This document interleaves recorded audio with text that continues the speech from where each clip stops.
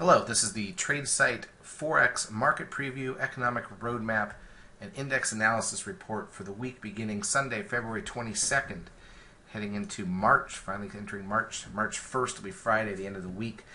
Here's the dollar index daily chart. You can see we've been monitoring sort of this wedge between these blue lines, the downtrend and the long-term uptrend. Broke to the upside after bouncing off of that long-term downtrend back at the beginning of February.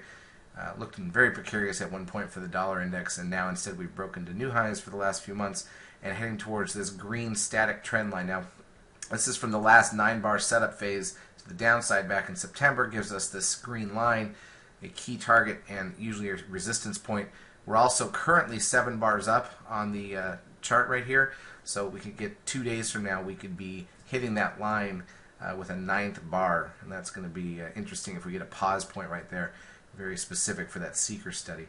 So that's what we're looking at in terms of the index. I think we've had some decent ranges a couple days this week. We had a couple big winners, so things are looking up for the Forex world. Let's take a look quickly here at a couple of the key daily charts. Euro dollar been heading down lately. This is 7 bars down on the euro daily chart. Really fell back into an old range there.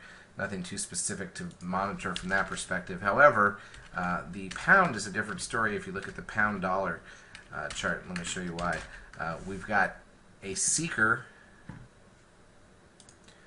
13 buy signal yesterday off of the pound right there. You see that one? And if I put the Comer study on, what's interesting is there's also a Comer count in place that shows a 12, so we're one more bar down and we would get a 13 buy signal on the Comer as well. So both our seeker and Comer tools giving almost same time reversal signals, exhaustion reversal signals on the pound. That's interesting because obviously that would lead to a little bit of weakness in the dollar if that happens, and we've already seen some weakness in the dollar against the euro, but the dollar's been strong obviously against the pound up until this point, and mostly against the yen. Which is what's made the dollar index rise. So it'll be interesting to see how this lays out, but I think we could see a pullback in the dollar between the fact that the pound's got this exhaustion signal and the dollar index could run into that static trend line and find some resistance there. So we'll be focused on how all this plays out, but right now I would say we're a couple days away from at least short-term pause or exhaustion for the dollar index. Now here is the calendar of economic data for the week for Forex globally. We'll take a look at what this means for us. Sunday, just nothing really there. U.S. I'm sorry, I'm doing this again. I've done this every week. I keep forgetting. All right, here we go. Sunday, CSPI out of Japan, flash manufacturing out of China. Second day of Italian parliamentary elections on Monday, from Sunday and Monday. We got the BBA mortgage approvals out of the UK on Monday early in the morning. Nothing else really. No U.S. data on Monday. Inflation expectations out of New Zealand Monday night. Tuesday, employment level out of Switzerland. CBI realized sales out of the UK. Corporate profits out of Canada. We've got the HPI out of the U.S. We've got our consumer confidence number at 10 a.m. Eastern Time. Bernanke's testifying to Congress. We also have new home sales. A lot of data right there in the U.S.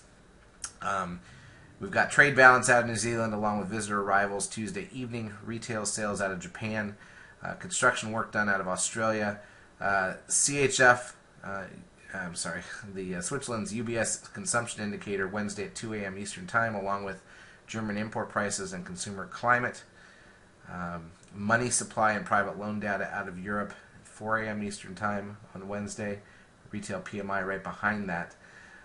Second estimate of GDP out of the UK right behind that. Italian 10-year bond auction, not a big deal.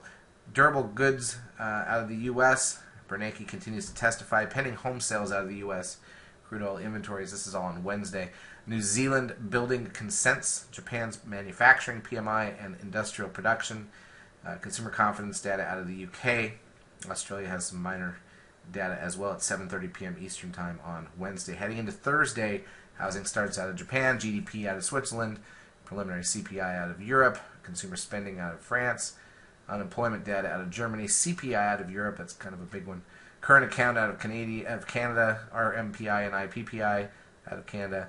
Got our second look at GDP for the fourth quarter here in the U.S. That's the adjusted number, not nearly as important as the first look. Unemployment claims, that's the usual jobless claims and continuing jobless claims data. Chicago PMI at 9:45 a.m. Eastern Time on Thursday. Natural gas data. Got Overseas Trade Index out of New Zealand Thursday evening. AIG Manufacturing Index right after that. Japan's got a wealth of data. CPI, unemployment rate, household spending, and capital spending. Manufacturing PMI out of China at 8 p.m. Eastern Time on Thursday. Friday we've got commodity prices out of Australia. German retail sales, HPI out of the UK. Spanish manufacturing PMI along with the Italian one and the broad European one. Unemployment data out of Italy. UK's got a bunch of data, manufacturing PMI, money supply, and mortgage approvals at 4:30 a.m. Friday Eastern Time. Europe's unemployment rate and CPI estimates, Canada's GDP, and then the U.S. has a lot of data on Friday. We've got core PCE price index along with personal spending and income, final manufacturing PMI, revised consumer sentiment, that's University of Michigan data, ISM manufacturing PMI, construction spending, total vehicle sales in the afternoon. Bernanke's still talking by the end of the week. Talks the whole week, it seems.